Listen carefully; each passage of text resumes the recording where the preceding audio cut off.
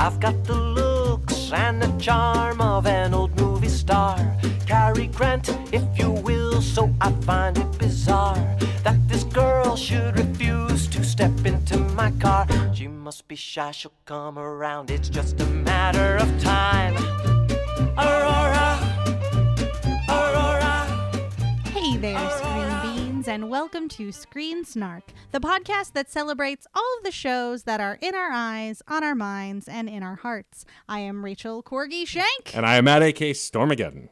Yeah, we did it. We got through the intro. We're here, yeah. And if you have noticed the title of today's episode, it's a little different. It's a little we're doing a book club, movie club with our incredible guest. I want to get out of the way. Returning after 2 years, the triumphant Patrick Willems, the king of Keanu content. Thank you. Happy to be back here. I'm not sure in what way I'm triumphant, but wait, do you mean like most triumphant in like the Bill and Ted way? Yes. Excellent. Wow. Absolutely. I mean, that's high praise. Right. Hey, happy to be here. How's everyone doing? Good. Yeah, we couldn't do a Keanu Reeves movie about Cyberpunk without, like I said, the king of Keanu content.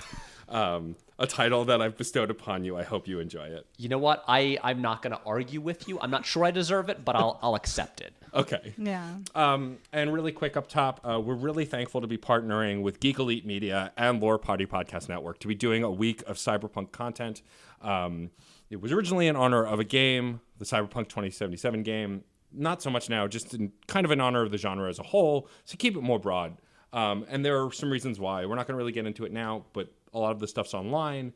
But we are supporting Trans Lifeline. We're going to have a link in the show notes. You can go to translifeline.org to donate, helping trans individuals. CD Projekt Red has run into some trouble with trans-related things. And, again, there are articles online. We're not going to get too heavy into it now, but I want to direct people to supporting trans people who need the help instead. That's more important.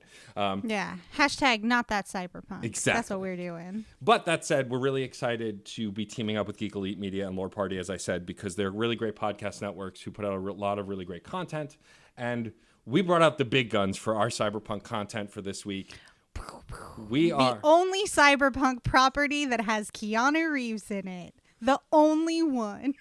I mean, Johnny Mnemonic. Johnny Mnemonic. You could argue that The Matrix is Cyberpunk, but with the internet instead. Internet punk. I mean, there is here now kind of the whole question of how you define cyberpunk. Yep. Is it only to do with I guess the intersection of human physical bodies and technology, or is it also is it an aesthetic?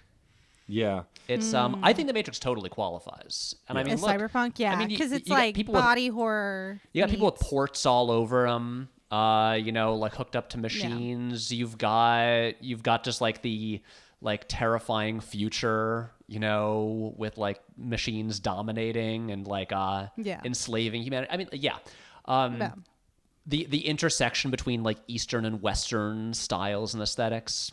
I think The Matrix totally qualifies. Yeah, totally. But we're not talking about The Matrix. We're talking about a far different movie. Johnny Mnemonic. Johnny Mnemonic. Johnny Mnemonic. The only Cyberpunk property with Keanu Reeves in it. So that is less a dig at The Matrix and more a dig at the other thing. That's fair. Before we get into the movie itself, of course, Patrick, you covered this on Can't Get Enough of Keanu with the incredible Gita Jackson, who I am a huge fan of. It's true, and she's great. And she is great. I adore her and her work. When you covered it for the podcast, it was your first time seeing it, right? You had not seen it when it came out. Right. I mean, it's a 1995 film, right? Mm-hmm. It's an R-rated film, and in 1995, I was six or seven, around there. So no. So I definitely didn't see it when it came out. I grew up just being aware of Johnny Mnemonic because of its reputation as just a widely hated bad movie from the era of Keanu's career where he had transitioned into leading man status, but also was often maligned as a bad wooden actor who was in bad movies. Yeah. And Johnny Mnemonic seems to be the movie that best represented like the quote unquote like bad 90s Keanu movie. Like after Speed, when people were like, oh man, he works as a leading man. And then before The Matrix, when people were like, oh, maybe we do like him after all. There's this period where people were like, I don't know about that guy. Yeah.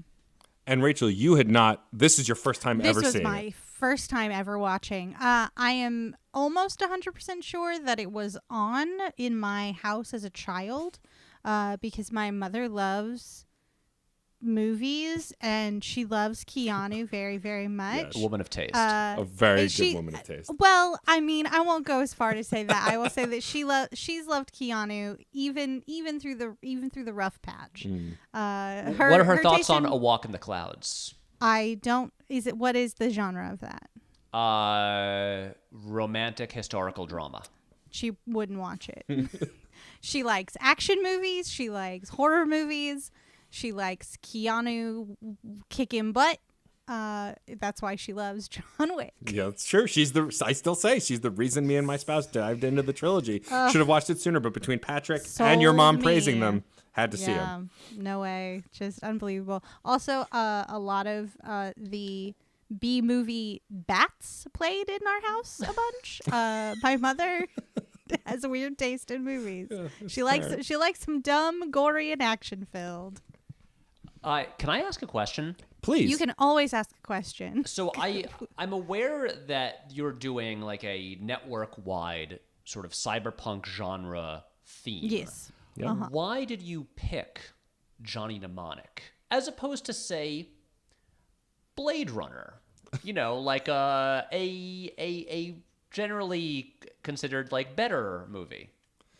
Yeah, Matt. Why? Because I just went along with it. I was like, okay. So there, I don't care. So there are a couple of reasons. One was we wanted to bring Patrick back, and a Keanu movie is a great way to bring you back. Since there are no Cyberpunk Josh Hartnett movies that I know of, I don't think. Not yet. Not yet.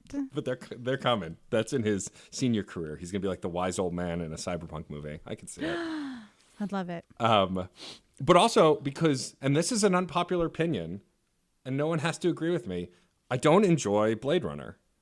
I just don't. Like, it's a gorgeous film. It's well made, and I understand it's a phenomenal movie. But in the many times I've tried to watch it, I just don't enjoy it. And so I fell asleep watching it. See? I have heard this before. It's one of my favorite movies. I think it's one of the best movies ever made. But I get that it's not for everyone. Wait, what do you guys think about the sequel? I haven't yet to see it. I want to see it, but I haven't. One day I'll watch it. It's on my list of movies to survive. It eventually, fucking rules. You know? Does and it? It's so much better than it should be. And I've actually heard from multiple people who all, like you two, have kind of like struggled to get into the first one, that they like the sequel a lot more. Oh, okay. Yeah. That's good to know. Yeah. I also had a dude friend in my life who was like obsessed with that movie and tried to like force it on me in weird ways. Like, Hate that. So it comes from that place of, wow, you really have ruined this by being a fan of it in a really toxic way, you know, and like showed me that scene with Decker and Rachel in the hallway, not in the hallway, in the room where he like assaults her. He assaults her. Wait. And he was like, who shows someone that scene out of context? Bad dude. That's bad not dude. how you get bad dude. That's weird choices bad there. Dude. Yeah. Anyway, bad dude. It's okay. He gave me a copy of Marvels, and that it's all even in the wash. Oh, I've heard about this dude. This dude, that dude. But your question is also, it's a valid question. Like, there are so many other Cyberpunk movies that were successful and that are well praised. I think the reason I picked Johnny Mnemonic also is because I had seen this when it came out. I was like 11 or 12 and probably still shouldn't have, and probably not the year it came out. I'm sure I saw it on VHS because I don't think there were DVDs yet then, after the fact, and just being kind of in awe of this bizarre world. But also, I never had that embarrassment of Keanu, like, a lot of people were like, wrote him off during that period that you're talking about. But I kind of always have loved Keanu in a similar way that you guys talk about on Can't Get Enough of Keanu. Like, he was never necessarily a bad actor. He was just in some bad movies. And some of them aren't even that bad. And Johnny Mnemonic, to start talking about the movie a bit, now watching it, seeing the breadth of his career, I don't think it's a completely awful movie. And I see threads of John Wick and Neo in this movie that I never noticed before, just in his performance. And so I thought it would be fun to kind of talk about this absolutely ridiculous, not well-made movie, because it just, I feel like also, what are we going to add to the Blade Runner discussion?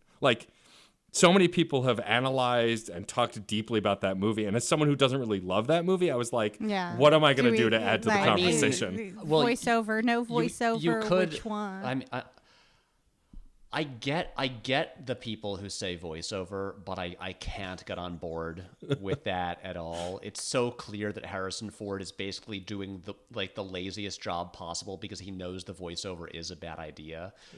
Also, that ending sucks. But I mean, like, not to be like you not to tell you what to do on your own show. And Sure. I'm very. Johnny Mnemonic is also an easier movie to talk about than Blade Runner. Yeah. But I am just saying, I do think because Blade Runner is such a canonical, capital G, great movie. Yeah. That there is something, worthwhile about, different opinions. True. About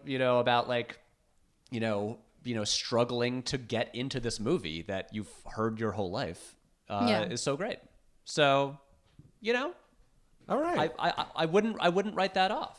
All right. You guys are valid opinions. Thank you. And can talk about whatever you want.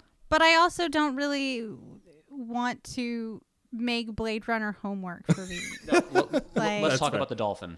Yeah, let's talk about the dolphin. Spoilers. Okay, good. I'm glad we're getting right there.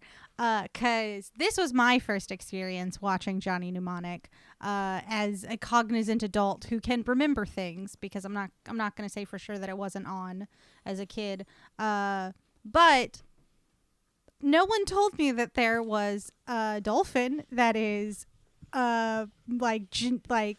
genetically and mechanically engineered and was in the military and is named Jones. And that was a gift that I will get to carry forever. If nothing good happened in 2020, this was one good thing. I got to learn that there's this dolphin in this movie that can hack anything. And apparently not in the movie, but in sort of the canon that didn't actually become the text, addicted to heroin. Yeah. Mm-hmm. It's astonishing. That's amazing. I'm sorry. Can movies do that again? Can we have heroin addicted dolphin mechanical cyborgs?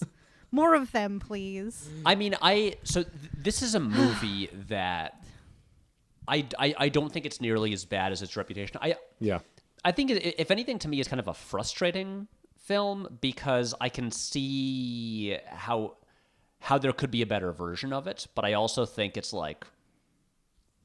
fairly entertaining. Mm-hmm. But it's also a movie where I think in the last half hour, that's when at least I see the what the better version of it looks like. Mm-hmm. Once they show up at the base for Ice-T's gang. Heaven, that's it. And I have seen this movie twice, and yet I don't remember names of places in it. But once they show up to Heaven, and you've got Jones the dolphin, you've got the giant tower of television screens. You have Keanu hooked up to that crazy visor harness thing.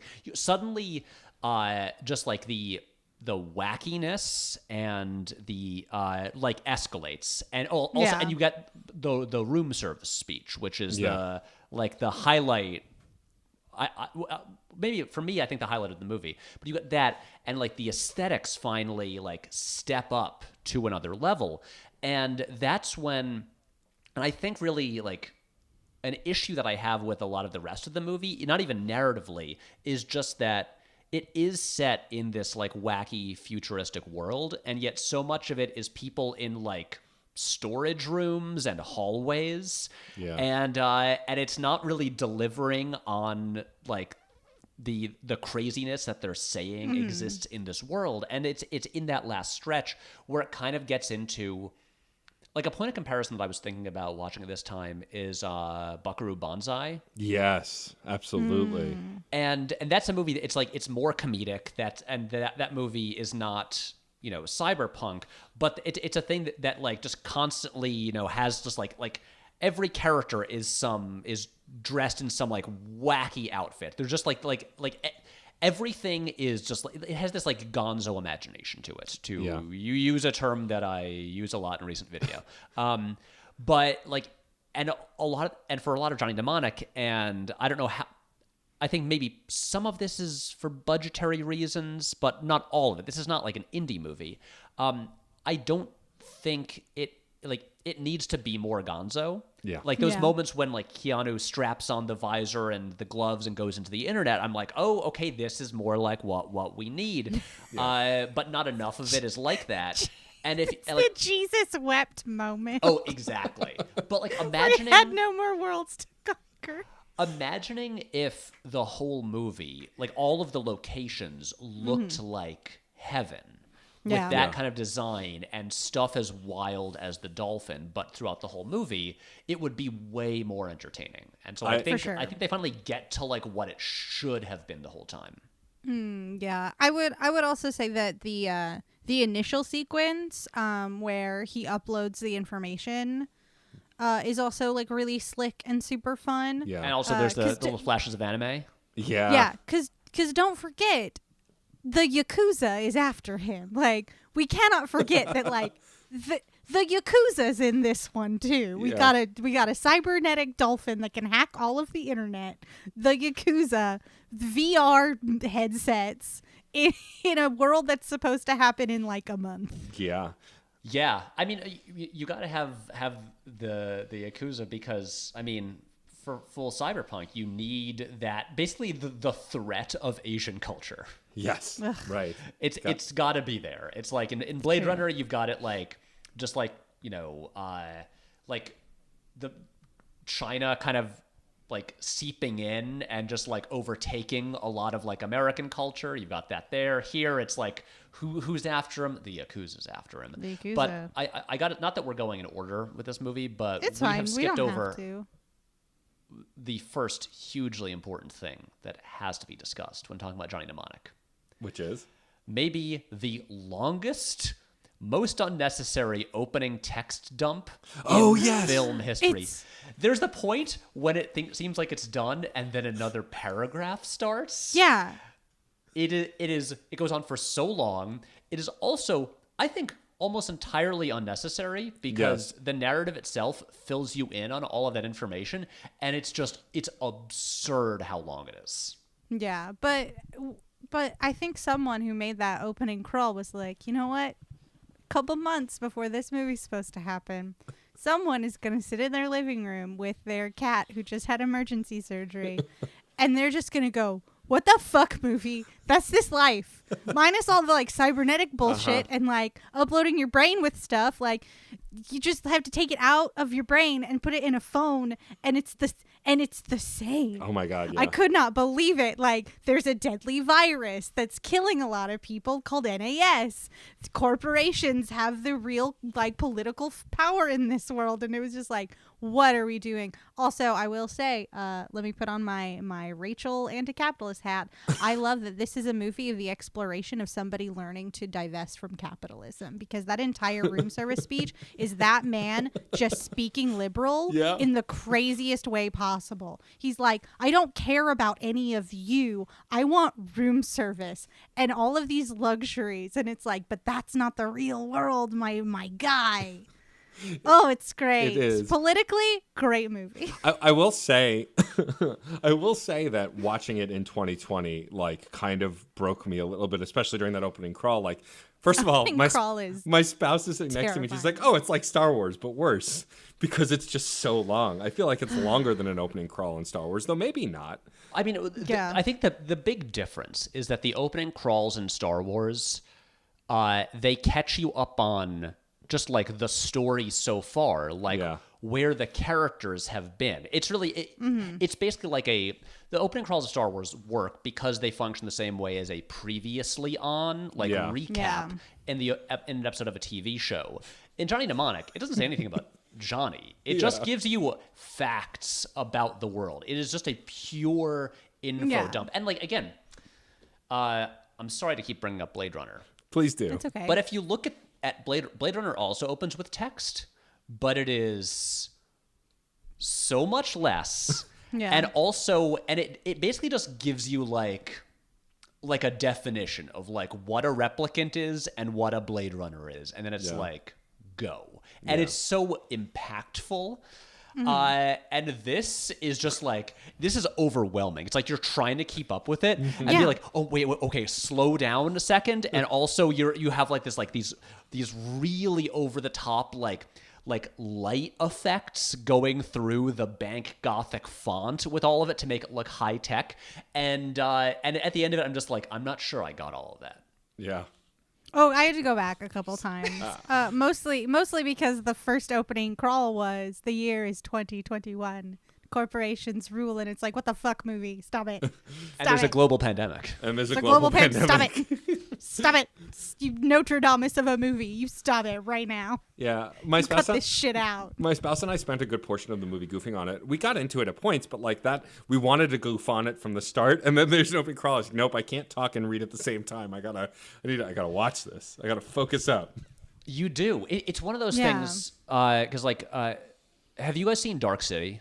Yes. Yes. Okay, so you know how Dark City opens up with this voiceover from Kiefer Sutherland's character, who's like, basically it's the same thing, sort of explaining the stuff that the movie will reveal later on. And the biggest difference in the director's cut is just chopping out that voiceover, because it's more fun if the audience learns the stuff through the story.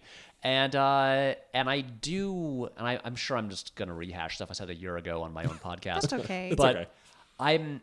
I would love to see a director's cut of this movie. Apparently there is a very different cut that just hasn't been released anywhere, because I feel like Demand that feels is like not such high. a studio mandate that that text dump at the beginning. But I think maybe the wildest thing about this very wild movie is that it's the debut and final film of Robert Longo. Yeah. It is his first movie. The director. He had such an awful time with making it. He was like, I'm just not going to ever make a movie again. I'm done. It's not even like a David Fincher thing where he was like, okay, I had a bad time making Alien 3, but I'm going to make sure that I don't have this experience ever again on my future films. But Robert Long was just like, nope, this sucks. I'm quitting this industry, and I will never do it again. Wow. So that said, hashtag release the Longo cut. Yes, exactly. Release the Longo cut for sure. I hope it's a longer cut. Oh, Patrick. Boy. Oh, Patrick. Oh, I'm so sorry. My. No, you're not. Since we're sort of talking about the setup of this world and how it is weirdly Notre Dame-esque, I'd like to take a moment and just say the places where it isn't very Notre Dame-esque, like at all. First of all, Johnny Mnemonic's memory is what, 100 gigabytes? Yeah. That's wild. It's 80, and then he gets an upgrade. This to is 100. the wildest thing to me. The fact that he is then able to upload just double the storage capacity. Yeah. Like, do you ever take an external hard drive and it's like a 500 gig external hard drive and be like, yeah, but I'm going to cram 900 gigs on there. And it might start smoking, but it'll be okay for a little while. Yeah. No, that's not how it works. Doesn't work that way. It's not how that works. And also, like, they're still faxing people. It's great. Yeah. We got to get the fax in our futuristic 2021 world. I love it.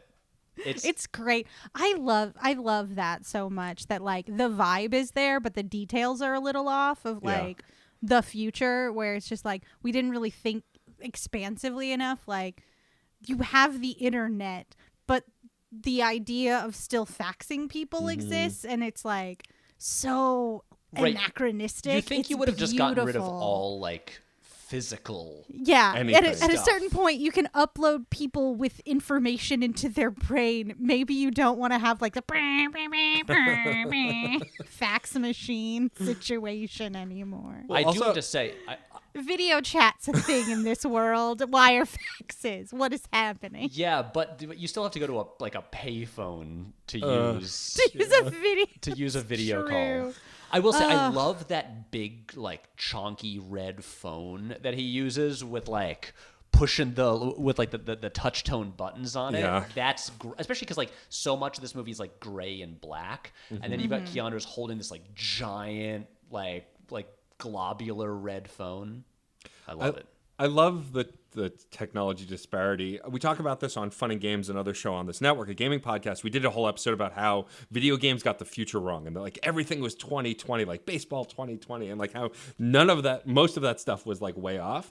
I love when it's done in movies even more because every movie that predicts the future still has archaic current technology because it's what we have. Like nobody, I would say Star Trek maybe predicted. Yeah, Star Trek had tablets. Yeah, like tablets and iPhones and stuff. Like they sort of predicted that, although not in the same exact way. Yeah, they're still very But, like, 80s. But most major movies like will still have like a payphone and like a fax machine because they can't imagine what the non-needed version of that would look like. And Johnny Mnemonic has that all over the place. And like also its version of the internet when he goes in that looks worse than a PlayStation game is one of my favorite things. Or even the final battle where there's like the digital avatar of him, but Yes. it's cylindrical for some reason. Like It all rules. it like Yeah, no. The entire sequence of him first uploading into the internet and his hands are typing on the air and he's pushing things I and mean- lifting them, and I cannot. Don't you all wish, like, this will make no sense to listeners because this is an audio medium, but like, I wish that I could like talk to you guys by like this, like a and then you visor. just- Yeah, but for listeners, I have pulled down my headphones so that the head strap is in front of my eyes. But this, I like the feel of it. I like the vibe of it. Oh, I want to do it too. Yeah, right. Like let's all do it, and then Yeah. Okay. there we go. Yeah. Look, like this is the Perfect. future. Hold on, let me. Yeah, get a screen. Greg, can you get a screen grab of this? Rachel? I can. Excellent, because I feel like its context is going to be important for Got the it. listener. Excellent. Got Yeah, it. I mean, Put it for the I think gram. this is an essential thing that the movie gets right by getting something wrong. Right. Yeah. Because it knows that, I mean, like, what I feel should have been very obvious for making movies about the future is that everything is going to get sleeker and smaller. Yeah. That's Yeah. kind of the way everything goes. But what this movie presupposes is, what if it got bigger and chunkier and there was like and to do stuff you needed to get like accessories. Yeah. That's what Yeah. I love a future movie where there are just like new commonplace accessories, and it's like, well, to get to the internet I have to get my internet visor and my internet gloves and and just my has- my iPhone. exactly. Right. They do say Literally. iPhone in They this. say iPhone. He's like, I gotta get my iPhone. I'm pretty sure they spelled it EYE phone. Yeah. Oh, I'm 'Cause sure. it's the visor, but iPhone. Yeah. Also InfoWars, by the way. In that opening crawl, we said InfoWars. Yeah. That's Yep. bonkers. Yeah. Stop it, Johnny Mnemonic. You stop it right now. Yeah, I think that I love it. I love how ridiculous it is, and like talking about how what they got wrong, and even worse, what they got right as far as like a pandemic in the 2020, 21 and all that stuff. Like it's just astonishing to come back and enjoy it. But I think I love, Patrick, that you agree with me at least that this is a fun movie, even if it's not a particularly excellently made movie. And like I do want to talk a little bit about Keanu in this movie. I mean, first of all, the cast is ridiculous. Like this was Ice-T's decade. Like he made a ton of movies in the 90s. Have you guys ever seen the movie Trespass? No. Okay. No. Sorry. Tangent away. Do it. It's Yeah, okay. We love tangents So here. I watched this movie back in, I think, January.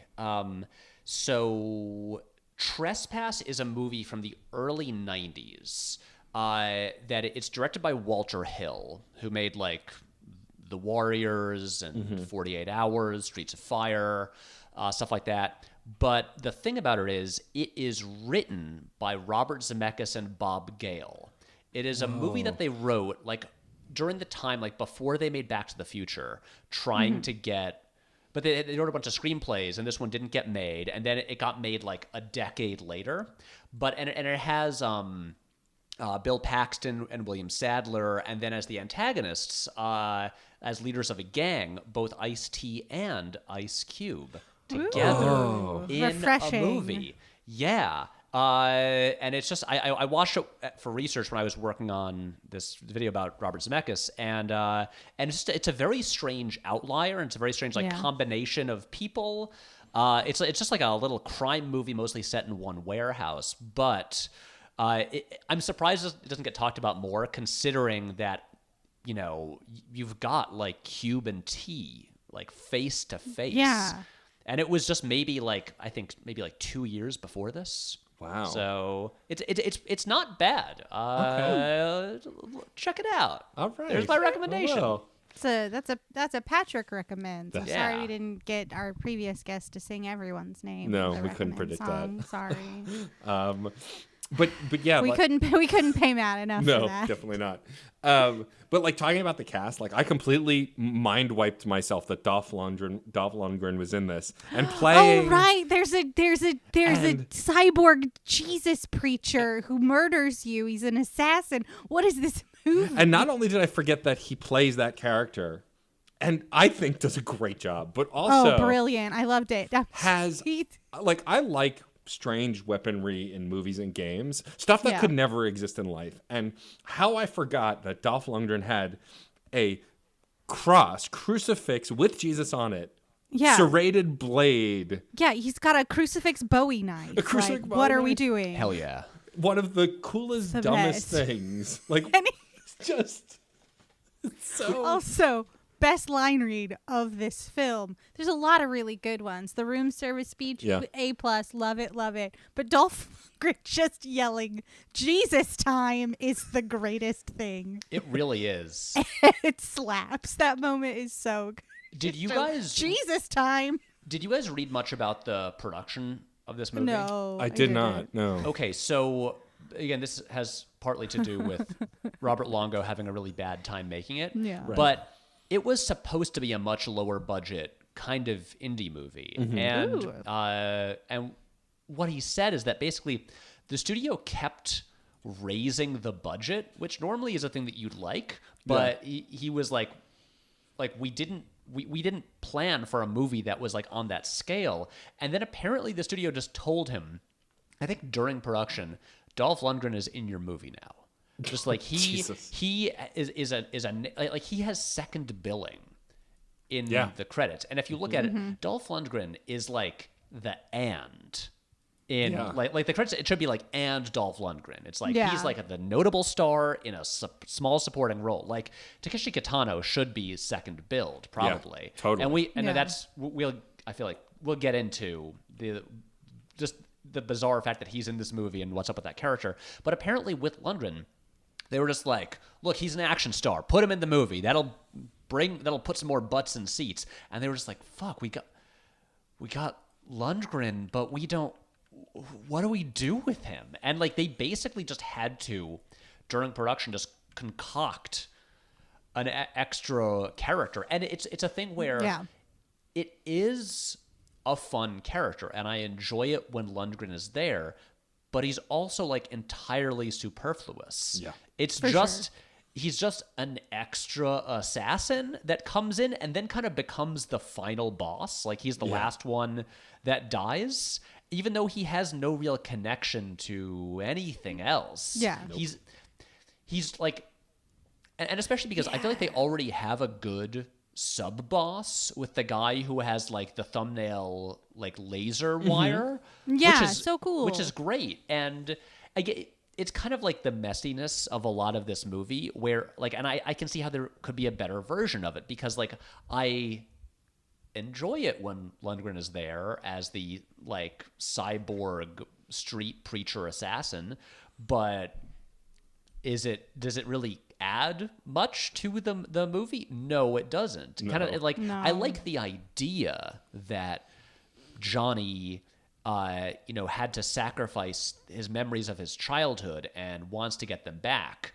But is there any, like, is this really motivated at all? Does it actually, No. Is there any, does it go anywhere? Is there like Rachel, you're talking about how, Wait, doesn't it pay off in the end because the ghost in the machine is his mom?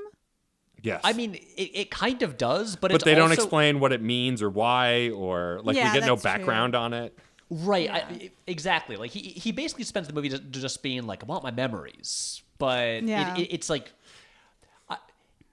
his like this character. Essentially, it's kind of like The Matrix, where you have like a relatively normal guy kind of being radicalized and joining this revolutionary group over the course of it. You have the room service speech where he wants all these like amenities and luxuries that he's used to, but also even at the beginning I feel like he's not even set up as like a yuppie type who is used to all this. Like he seems like a guy who's very comfortable like walking into like sketchy places and blowing people up and stuff like that. I'm like, this doesn't necessarily, like, other than him being in a nice hotel room in the opening scene, it doesn't seem to me like, oh, this is a guy who's like very privileged and is used to having all these like really nice things and then has to get dragged out of that world. Well, yeah, no, he's a representation of the middle class. Like he is still putting his body on the line to do a job, to make money, to survive,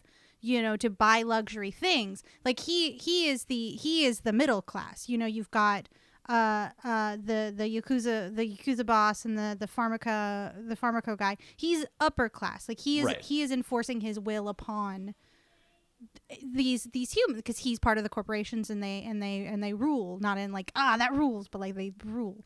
And so like he is clinging to his middle class luxuries, even though he is exploited in the same way as our revolutionaries, as our people in heaven, people who've broken away from the mold. Like we call those characters low-techs, I think is what they're called. They're called low-techs, and but they still are not as low-tech as all that. It's this weird idea of they're the revolutionaries dealing with a middle-class person who now has access and means to like improve the world and try and convince this middle-class person to like join the fight. Right. I feel like I'm not articulating this well. Essentially, with Johnny, I feel like for instance, when he does the room service speech, I think it's like my favorite moment in the movie, but I feel like in the narrative it kind of comes out of nowhere. Mm-hmm. Yeah, absolutely. Like him in the world that he's in on this mission does not feel like it's as if it like I feel like the narrative presents at least at that point as if this is a thing that he doesn't like to be doing and he's not used to doing. Like he's in this world he's not usually in, but he feels very comfortable doing all of these things that I'm like, why is he, like, at least this is to me, I'm like, why is he suddenly complaining now? It's like in a way where I feel like, and this is where also the like essentially I don't know what Johnny's deal is for most of this movie. And I think there are moments where like Keanu's performance really like sort of stands out and like does some of the heavy lifting for the film. But whether it's his motivation to get his memories restored and or like his discomfort being in this kind of like this world that he's not used to. Like he seems so fine, just letting them overload his brain. Yeah. And I'm like, for them to do that, to basically like have him potentially come very close to death, I feel like he needs to be like have like a level of desperation that isn't really established. Yeah, it's not conveyed enough in the I mean, I think they try with the scene where he's in the hotel to sort of like say this is one last job and then you get your memories back kind of thing, but it doesn't impress upon us like what that means yet. And I think through the film we get a better understanding, but I totally get where you're coming from. Like it's just not it's not brought to the forefront enough, and No. it's kind of glossed over in moments through some like wannabe slick dialogue between like two characters in a video chat, because like there's a lot of this movie that's kind of jumbled in the start where you're just like, what is happening? Because I had to like even just the upgrade of his memory, I had to question when he shows up in the hotel to get uploaded with the information by the scientists, where I was like, wait a minute, didn't it say he only had like 100 and he's doing 300? Okay, I don't understand. He's lying. There's a lot lying, of numbers right? there. Yeah. Yeah. And that's not even getting into the whole. Is it Jane? Yeah, Jane. Yeah. The character is Jane. Also, like, everyone has a J name in this. You got Johnny, you got Jane, you got J-Bone, you got Jones. So many It's like J's. all of them. Yeah, and there's a thing that I've heard, I've like read in screenwriting books, that it's useful, at least for readers, to give each major character a name that starts with a different letter. Yeah. Which they did the opposite of here. Yes. But getting to the number stuff, you got Jane, aspiring bodyguard, who teams up with Johnny and is sort of a love interest, but which feels just like, well, they're a man and a woman, so that's Must So be, they- right? So they must be. we're- But like you even got the stuff with like, okay, and like she's demanding a certain amount, like amount of money to like help him, and then how much money does he need for this operation? There's like a lot of numbers in this movie. Yeah. Yeah. And they don't all check out. And then also like the narrative stuff, like Dina Meyer, who also had many big years in the 90s that didn't pan out with successful movies, unfortunately. Like she, like the scene where they kiss in the latter half of the movie, my spouse, as they were leaning in to kiss, she's just like, no, they have no chemistry. What are you doing? Why? Why would they do this? And like also, like I do like that the story shows the disease through her, and like that she's still capable. It doesn't feel very ableist to me. And again, I'm speaking from the outside looking in, but like, and even the stuff with Spider, God bless Henry Rollins. I love that he was running around in this movie. I just love watching him be a geek because he's one of the most terrifying men I've ever seen. But he's also a giant dork and a big nerd, and it's so fun to see him get to play with that in this. But like the scene with him trying to help her and everything, like the urgency came out of nowhere for that. Like we knew she had this, like there was something wrong with her. She had an issue because her and Spider have that brief dialogue, but then suddenly she's having an attack and he has to take, and that whole thing moves so fast. I feel like that was only so we were aware of the disease that would then come back in the final act as this big thing, like Takeshi's daughter had the disease and all this stuff. And it's like, it's just, there's no through line for that. I feel like. I found it very confusing, the bodyguard shaking thing, because like she goes up to try and like get a job with this guy, and he's like, okay, yeah, just hold your hand there. And she's like, what? You know, and that whole exchange happens. She starts shaking, and honestly, in like my little memory goblin brain was like, oh, because like her upgrades aren't that great yet. They're faulty. Like she has like weird faulty upgrades that make her shake. And then it's like, no, she's got the disease that we're all talking about. And it's like, none of this makes sense. I love it though. I'll watch it again any day. Yeah, I'm becoming my mother. The thing that scene at the club with Udo Kier, who also he's in multiple early to mid 90s Keanu movies. Yep. They're like recurring collaborators, but it's like I feel like the tone of the movie kind of shifts there. Like that entire location and everything that happens there has like a much greater feeling of camp than I feel like the movie had before there. And I feel like that another like sort of like recurring issue with this movie is it's unsure what level of camp it really wants to have. Yeah, and it really should just go for all of it. It should, because that whole location, that club, it looks like it was a set built earlier that day. Yeah. It's even like a thing like not to make too many comparisons to The Matrix, which is, obviously like a different movie and a better movie. But like a thing that I was just paying attention to was just the sound of, or like the volume level of the music in this club. And like the club scene in The Matrix, the music in the background is very loud. It's like really, the movie won an Oscar for sound mixing, but it's like, but right there you feel like they are like talking over this loud music that's playing, and it is a real place.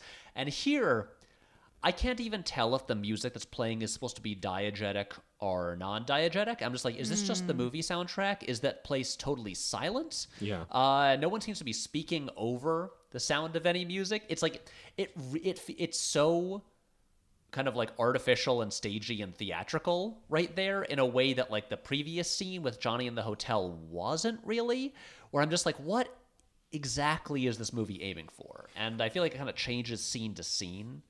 And I wish it were more consistent. I'm sure I said this a year ago on my own podcast, but I do want to read William Gibson's short story that this is based on, because I'm very curious what this looks like on the page. Well, I do believe that this short story, or at least the series of writings that this is revolving around, like Johnny is actually a very secondary character. Like they've sort of reshifted, like it follows more Jane's story than anything. That's what I heard, which I think is really fascinating. It's funny that you bring up the sound mixing, Patrick, because I actually wanted to go on a small tangent about the soundtrack, because this movie is this weird convergence I realized the other night of all the things that I grew up loving. So you talk about how they should have had louder music and club music. The big hit from this album was the, at the time, very popular Stabbing Westward and their song Lost. They had a couple of other hits at the time, and that's what plays when the credits roll at the end of the movie, is their song Lost. Stabbing Westward is a band that I grew up listening to in the late 80s, early 90s, and then kind of forgot about, and then last April got to interview at a goth convention and had on as an episode of my podcast Autographs. And they were great. And they'd kind of recently gotten back together. They put out a new album last year. Like, it was this big deal. And they played Lost, though I didn't recognize it at the time there, but that kind of exists in my brain. And like that song, this kind of heavy rock kind of, drawn out vocalization song would have been perfect for that club scene. Like them struggling to talk over this rock singer, or even maybe having the band in it, like would have been like a cool aesthetic thing.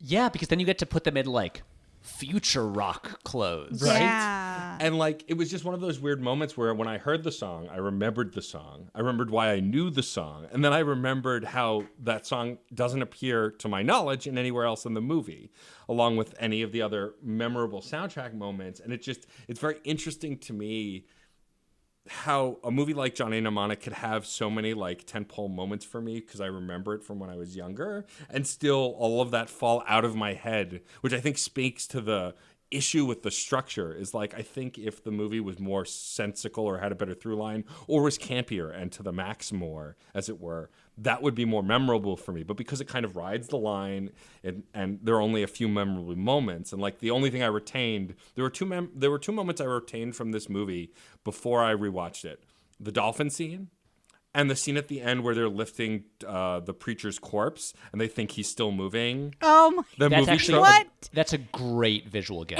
It's such a great wild way to end a movie. Like, please remember that this is not just a beat in the movie. This is the final moment of this film before the credits roll. I says, get can't. out of Just like, get that trash out of here. And like, it's such a ridiculous and then moment. the movie's over. And then it's over. It's not even like sweeping heroic victory. It is visual. I mean, they do death. look off at the skyline. Newark skyline, and they see the burning Pharmatech? Pharmaca, I think. Or something. Pharmacom. Yeah, they look at that burning skyscraper, and that's like the final image. But like that, I mean, but I'm too busy laughing. right, It's visual gag. but it's great Like, because it's a perfect subversion of this trope we're so used to of it's like, it seems like everything's okay, but wait, the villain's still alive. Yeah. And we're gonna have to, and then like, I don't know, Reginald Vell Johnson's gonna shoot him.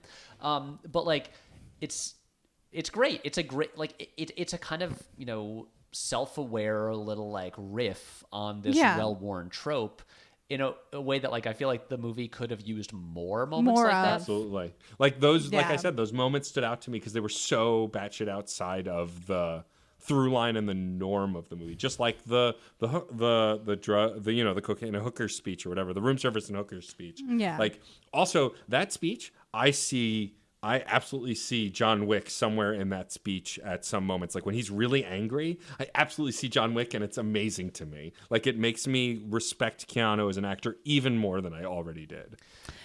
Yeah, 100%. Like Yeah. that. I mean, that moment, like that scene, I was like, paying like extra close attention to his performance this time around, and I do think what he's doing is like it's really effective. Like I feel like the movie kind of strands him for a lot of it, Yeah. where it's like just be serious. You're like Be on a mission, cool and serious. Right, and you're professional. nonchalant. Yeah. But and again, like I said before, where I feel like that scene narratively kind of feels like it comes out of nowhere with this character, like especially like Keanu like trying to like tuck his shirt in and like like just finally just like just letting loose there.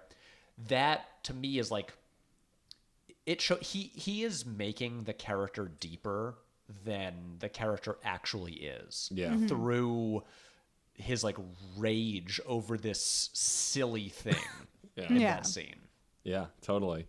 Yeah, For sure. It's kind of sad that it took us this long to sort of capture what is really special about Keanu, because there's so many movies in his wake that have such a bad rap because it's like, oh, he's so wooden, he's such a bad actor and all of these things. But I just think that no one had caught up to him yet. Yeah. He was a different actor. Nobody really knew what to do with someone who is as like dry as Keanu, and like trying to like fit him into these roles was not a bad choice, but just like a choice that they didn't really have a roadmap for yet. Yeah. Of like how to really capture this, because like obviously like Keanu is very wonderful and a delight to watch on screen. Like even in this movie where we're not really sure what to do with him at this moment. Like moments like the room service scene like really highlight. I think everyone was seeing something in Keanu and trying to figure out how to do it in a system that wasn't ready for Keanu yet. Yeah. And like even rewatching The Matrix not that long ago, like the gag was always, whoa, right? Like that was his thing. Like he said that in so many movies. But even the lead up into that first moment on the roof in Matrix, like watching it now, it's like, oh, that moment is absolutely earned. And Keanu's acting through it is phenomenal. And I think the way he's stilted and the way he kind of delivers stuff is less about him being a wooden actor and more about him being a different actor that people just were slowly figuring out how to utilize. And I really think also in recent years, him getting the joke, and like I will always cite Always Be My Maybe as like this, for me, this reawakening of how brilliant he was, even though I already knew it, because he is so fun in that movie. And even that Keanu, you absolutely see in this movie during the goofier kind of like, the whole final act when he looks, the makeup for the final act on Keanu is phenomenal. Like he looks gaunt and sickly and like he's dying and like freaking out and trying to fight and like scrambling and like yelling at J-Bone. Like all of that is absolutely capturing the like over the top Keanu that people like to joke about and like have moments with now, and it's really cool to go back and see all of that. Yeah, I mean, I really think like a lot of his reputation in the 90s as a bad actor.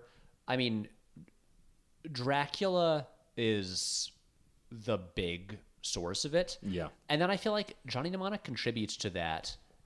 Even not because he is bad in this movie, and I also feel like this is a movie that I probably would have liked a lot less if I saw it the year that it came out. Yeah. But now that, now looking at it as like, oh, this wacky, like, kind of like time capsule of 1995. It's, we look at it more fondly now, but because this was a hated movie, people just kind of like associated him with it.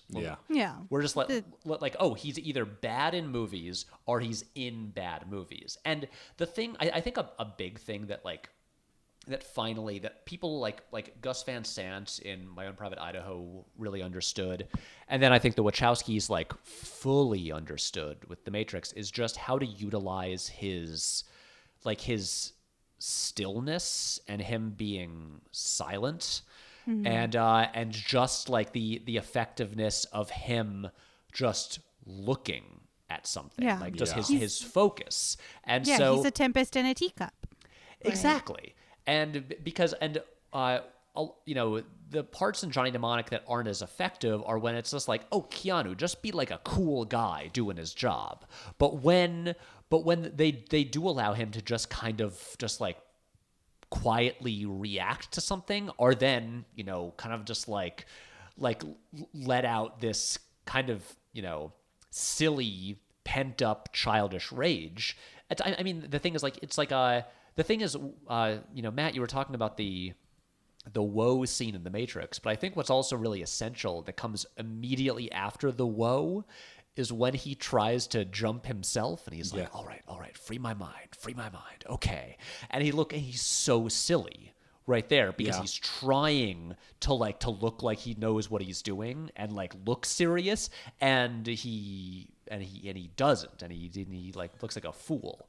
And I think like a big thing, like doing the Keanu podcast, I think that's become so clear is how the wild degree to which Keanu has learned from every film he's done.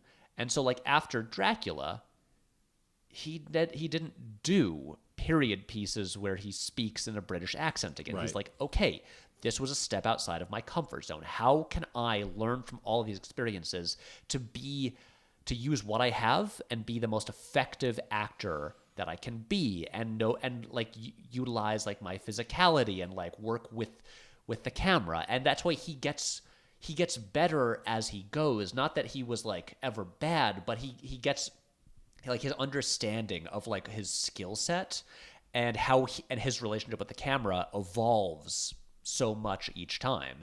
And that's why I think when you get to something like an Always Be My Maybe, this is a point where he knows exactly who he is and what he has and what people think of him, and he can play with that in really interesting ways. Yeah. I mean, it all speaks to, like, we're talking about the Cyberpunk game briefly, like when he was on stage at, I think it was E3 last year or whenever that was, the "you're breathtaking" moment, like when someone in the crowd yelled "you're breathtaking," he went "you're breathtaking." That speaks to the core of who Keanu is, I think, in that moment, because it was clearly not scripted. He's got this energy that I think is just like anyone else, and because it's unlike anyone else in this movie, he stands out. And there are, again, like we've only barely talked about like Tekashi and Ice-T and all of these other huge personalities, good, bad actor, indifferent. Like Ice-T's been on TV forever now, and he's been in so many other things, and like he is a character whenever he's on screen. He's himself, but he's always so devoted, and like even still, Keanu shines, I think, in this in a way now that we can appreciate. And big part of why I wanted to talk about it today is this appreciation of this movie that is balls to the wall and could have been more balls to the wall. And I think it's the first time I've watched a movie recently where I've gone, this is ridiculous. Could it be more ridiculous, though? Because I really think, like you said, Patrick, earlier, like, it doesn't go enough. It doesn't need to be more reserved. It needs to be wackier, because the upload scene, all the stuff in the bass, like if the whole movie was that, I feel like we would just be praising this as one of, high art cinema comedy, like a lot of other movies around that time and after that time did accomplish. Yeah, I mean, this is like, for instance, I think it's really cool that Takeshi Kitano is in this movie. But this comes back to that sort of like tone issue. Every time it cuts to him in that office, it seems to be playing it more seriously, and it just gets boring. Yep. Like every Yeah. scene there, it's just him, and they're also like often making him speak in English, which is clearly a language that he struggles with, and so it like hampers his performance. But it's just him like talking to like a computer screen a lot of the time, and it deals with like this like tragedy of like his daughter's death and stuff like that. And I'm just like, this feels like a different, less interesting movie. Like, if you're gonna put him in the movie, give him the thumbnail laser whip, Right. and just like have him like face off against Keanu from like early on. Make him really the villain, not this. Like, I don't give a shit about this side narrative about this like sad man in his like skyscraper. It's just like it like that could be a compelling other movie potentially, but it feels wildly out of place in this movie. Yeah. I'm like, no, give me a bonkers over the top villain. Just make like Dolph Lundgren the main villain. Yeah, give me Hans Gruber, please. Thank you. Yeah. The idea. Like just wring those hands. Poor unfortunate souls style, you know? Love to hate him. This is not a movie for a subtle villain. No, in this any is way. not for a quiet, smoldering villain. This is the like, we gotta get him for the profit margins. Ah. Right, that's it. It's like his whole thing is he's carrying. I feel like the movie makes it more complicated than it needs to be. He's carrying the cure to this pandemic that they are using to like, you know, suck the money out of like the lower classes. It's that simple. Just like make him just like a monstrous greedy billionaire who maybe has some like, you know, wacky physical attribute. I feel like their thing was just like, well, we got Takeshi Kitano. Yeah. Let's not put any more thought into those scenes. Let's just, like, if we have him there, people will care. Yeah. Yeah. All right. Well, For sure. Well, yeah, I think that we've spoken to our heart's desire and our truth about Johnny Mnemonic. Before we wrap up, does anyone have any final thoughts or things they want to bring up that we haven't covered yet? yes. This is an interesting discussion that my partner and I were having post this movie. In the way of the bodyguards, the two bodyguards that Udo has. Ralphie that Ralphie has. And a discussion of like, what an interesting, wild choice to make these like very tall women your bodyguards. And it was like such a fascinating idea. And we kind of had a moment of like, is this like problematic representation? And I came around to like the idea like, no, like give me buff women all of the time. Like, this is an incredible thing that we're doing, you know, in a way that I don't think that was really thought about. It was just like, you know, it'd be really cool, like Amazon women like protecting a guy, being like super badass. And it was just like, this is a very fascinating movie that I would love to explore. This is the movie I want to see. How did it become like this idea that these women become private bodyguards? You know, why is this something that Jane wants to be so badly that she's gonna stir up shit in the club? There's like, a whole industry of just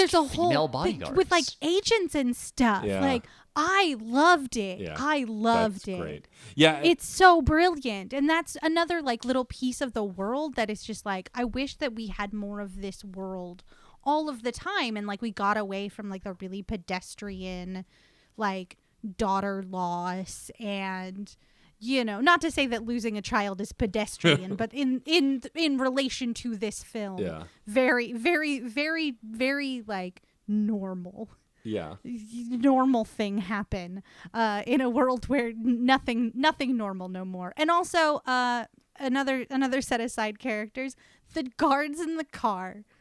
Oh my just God. Also want to see their movie, very like Rosencrantz and Guildenstern, about those jabronis, because there were so many delightful moments of interesting characters and world building that just like are put there like a gift and just like not used enough, you know? Like, I cannot believe we didn't meet these two like knockabout clowns just like sitting in a car, just like talking about relationship issues till like the beginning of the third act. Yeah. It's a tragedy, frankly. Two duos that deserved better: the bodyguards and the heaven car guys, the car boys. And I'll just once again say, release the Longo cut. Right. Because Release maybe Longo there's more of cut. them. Yeah. Yeah, because it just feels like we threw some really interesting, cool entities in this. You know. Yeah. Yeah. It's funny you bring up Ralphie and his bodyguards because like I feel like. Isn't that Moloch from Indiana Jones? Am I losing my mind? Wait, Moloch? Moloch. The bad guy, the rival in Raiders. Oh, Belloc. Belloc. Not No, Moloch. Belloc is played by Paul Freeman. Thank you. This is Udo Kier. Yeah. Paul Freeman is British, and Udo Kier is, I believe, German. Yes. Udo Kier, who has played so many queer or queer-ish characters that are never actually called out as queer. Like what I love about Udo is just who he is, and like this, I don't even know if the actor is queer to be honest, but like, I'm looking it up right now. but like he's always played those kinds of ambiguous characters, and what I loved about it is that it's never. Oh, he is. It says here, Kier is openly gay. Openly gay, okay. And like I always found it interesting that in a lot of the movies he's been in, it's never been a trope. It's just been kind of is. And they don't even like he could have easily had buff, half-naked men bodyguards to play into that stereotype, but he doesn't. And I think I agree. I think I expected Keanu Reeves to be way more, unfortunately, like racist or sexist or homophobic, just because movies of that time, especially like weird futuristic stuff, would do that. But it isn't. It's okay. They made Ralphie straight because he licked his bodyguard, remember? Oh, yeah, right. He's a straight man in this one. Yeah. But like, licking his bodyguard. But like, I love that. I mean, I would say, except for the forced kissing, like the uncomfortable lack of chemistry kissing scene, the movie doesn't feel horribly gendered or like problematic. And I love that about it too, that it's this wacky thing that cares more about in the wacky moments being wacky than being fitting like hurtful. Or fitting a societal norm at the time. And I think it's really interesting. And like, I'm glad that you brought up the bodyguards because I hadn't put a lot of thought into that. But that's all just really like, awesome. This is like, it's kind of interesting when we talk about representation, but a lot of times in sort of like our 2020 speak, representation comes in the form of like headline, breaking news. LeFou's gonna dance with a guy. Let's all lose our minds about it. What? But like this movie is kind of doing representation in a way that is, I don't want to say better, but like less like we're doing it for the numbers because like you have J-Bone is the leader of a collective. You know, a black man is a well-regarded, respected leader enough that he becomes the main resource for this revolution. I think that is so beautiful, and nobody's like panicking about it or like coming down on him because of who he is, you know. And then like the women bodyguards, just like, you know, it's never like, oh, it's so weird that you have these like buff women, you know. If anything, it's weird because like they're kind of ageist because Jane calls them old, but like that's it. Like Jane sucks in that moment, but and our business leaders and like the Yakuza and the scientists, like there's so few white people in this, and it's pretty great. Yeah. It's pretty great. Just to be like, and that's fine and normal because that's our fucking world. Yeah. Yeah. Get over it. I mean, the one thing is like at the time you'd see this stuff just more in science fiction. Yeah. Yeah. It's like, well, it's the future. It's the And future. so, Women can do stuff in the future. I guess so. Don't fight for your rights now. Just wait. It'll happen. Exactly. Don't worry. Yeah, I don't think I have any final thoughts on the movie other than like I'm glad that I chose it, and I'm glad that we rewatched it because again, I think it's a fun movie that could have been better, but I don't think it deserves the 12% on Rotten Tomatoes it does. I really don't. Aww. No. I mean, like for me, this it's weird. So like on Letterboxd, I gave this 2.5 out of 5. But I mean, because like the thing with Rotten Tomatoes, it's like a binary system. It's like, Right. you know, fresh or rotten. It's like it's that Yeah. simple. And I mean, yeah, this seems like the kind of thing like I could see it getting a. I feel like if this were to be evaluated now, it would probably have like, I don't know, a 40%. Yeah. But also, you know, I as I said before, I think if I saw this in '95, I would be like, yeah, this sucks. Right. I don't like it. Yeah. But now with time, it's become like kind of charming. Yeah. I mean, you did a whole video about things being okay and that's okay. And like, I think this is a poster child for that a little bit. Like, Yeah, this movie- podcast is a poster child for okay, and that's okay. Yeah. This podcast is okay, But like- and that's okay. but this movie is fine. It's fun. It's not great. And it's not awful. I think it's just fine. Yeah. And that's okay. Yeah, I mean, I will say, since, you know, to return to the cyberpunk theme, I would have liked. When I think cyberpunk, I think super, super strong aesthetics. I think the neon light, the costumes, the set, like, again, and, you know, it's hard to compete with Blade Runner because regardless of whether or not you like the movie, I feel like it's kind of like an unimpeachable fact that it's one of the best looking movies ever made. Yep. Every frame of it is the best. Every costume rules. Every set is immaculate. I wish this movie had a bit more of like just a bit more style. Yeah. I feel like a lot of the filmmaking is like very perfunctory. I mentioned before, like a lot of like the locations outside of heaven just seem to be like storage rooms or like, oh, it's like, well, here was an empty room, but we've made it into like a makeshift hospital. I'm like, I want to see more of it. Like I want to like lean into it. Like make this. I know this isn't like a good future, but make it at least like kind of a cool looking future. This is such a silly complaint to be like, I wish the movie looked cooler, but like I genuinely do. And especially because it seems like Robert Longo came from like a kind of visual art background, so it's just like I feel like that's something the movie could have probably delivered on. I just wish the aesthetics were like a little more top notch. I get that for sure. All right. Well, let's start to wrap this thing up. First, we have to do our tradition on the show, and of course, do our 3-word reviews of this movie. And I'll go first, since I tend to go first when we introduce stuff on the show, the normal version of the show. And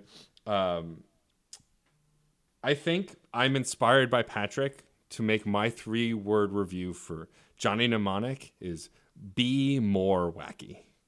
Be more wacky. It's what I want from it, is to just be more wacky.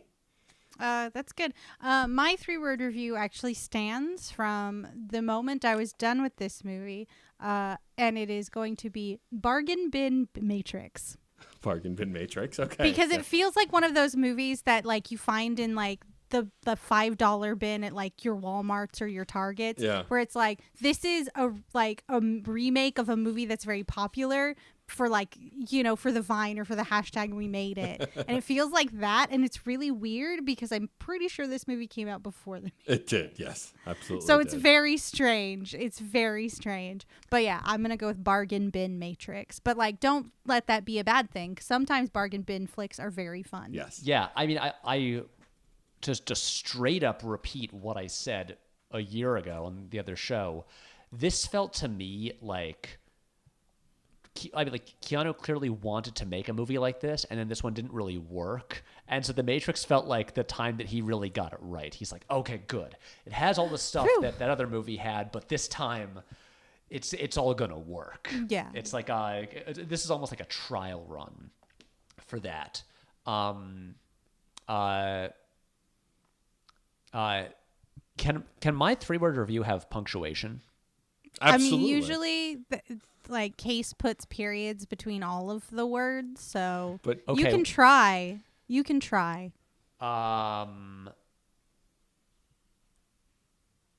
Also, not required to be a sentence. It can just be 3 words you'd like to describe the can. movie. You can do whatever you want, but I'm just saying if you're going to read it anywhere in our Discord, it will have 3 periods because Case has it out for me.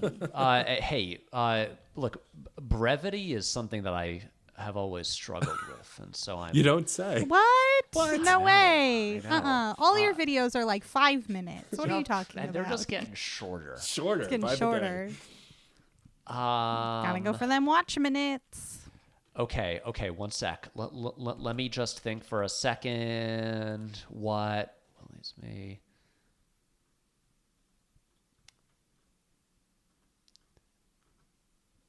Okay.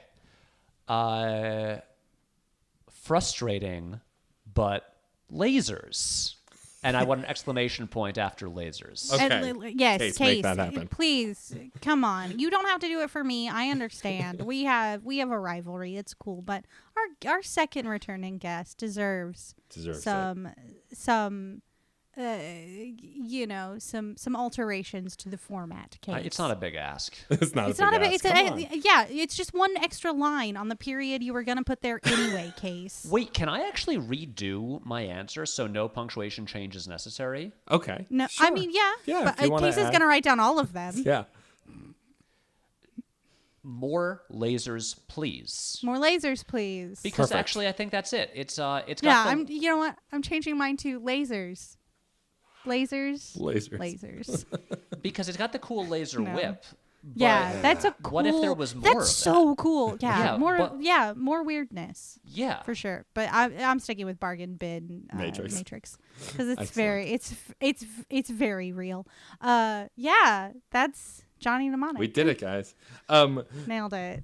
Excellent. Before we wrap up, and Rachel, we will ask our guests our final question as always, right?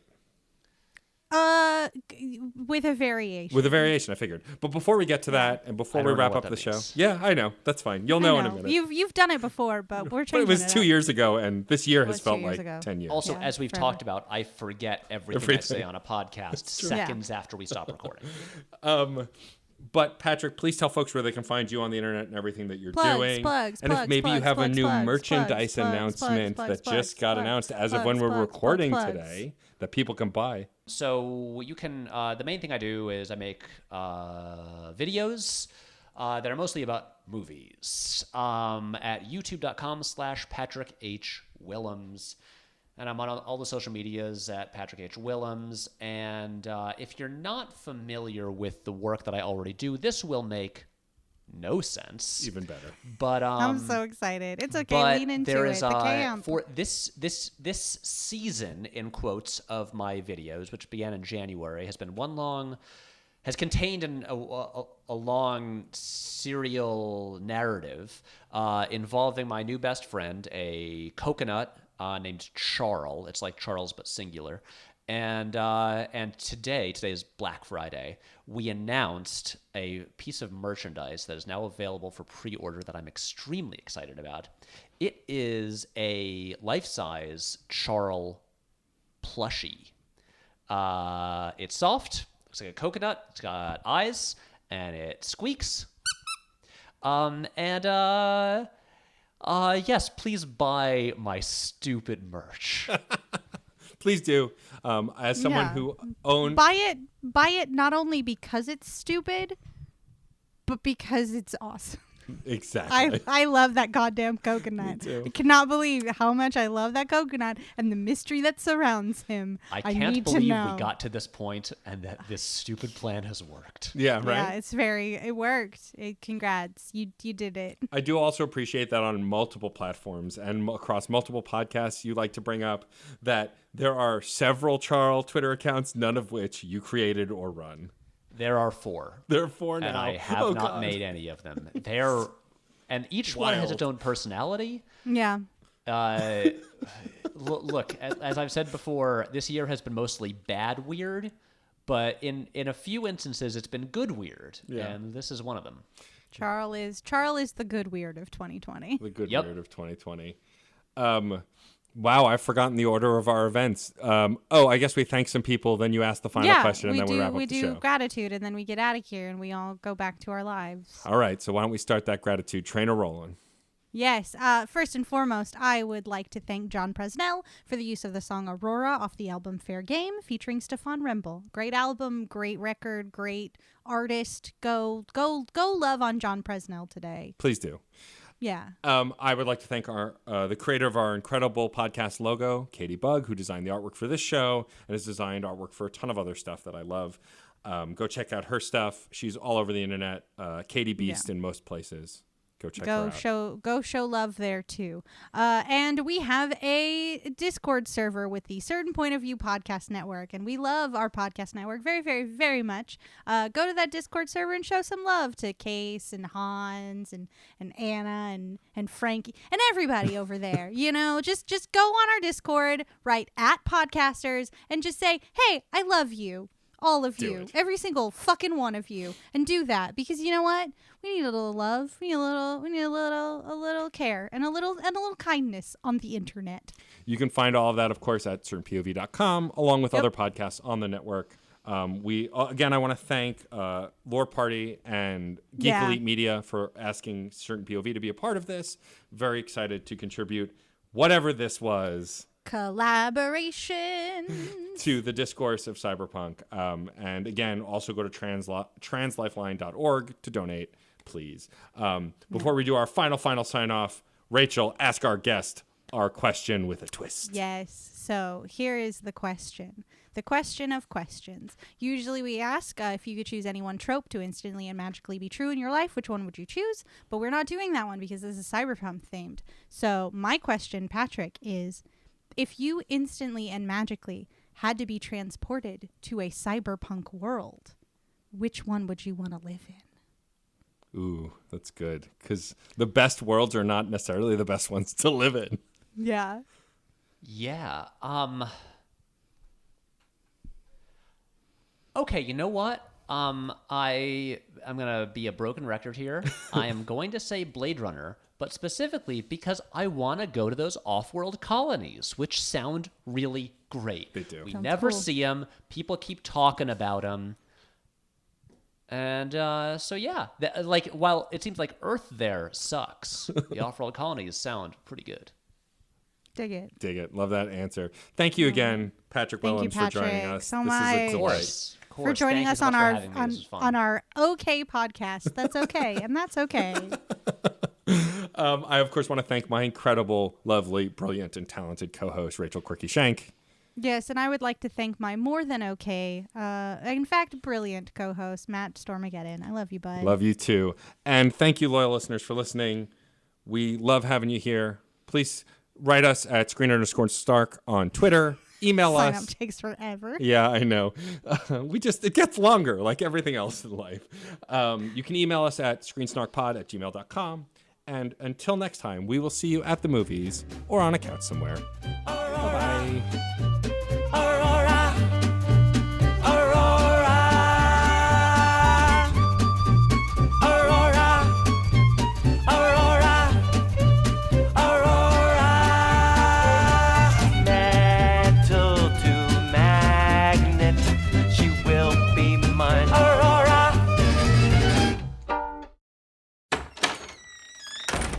Hey, Oh, hey, Jeff. what's going on, guys? Oh, talking about Superman.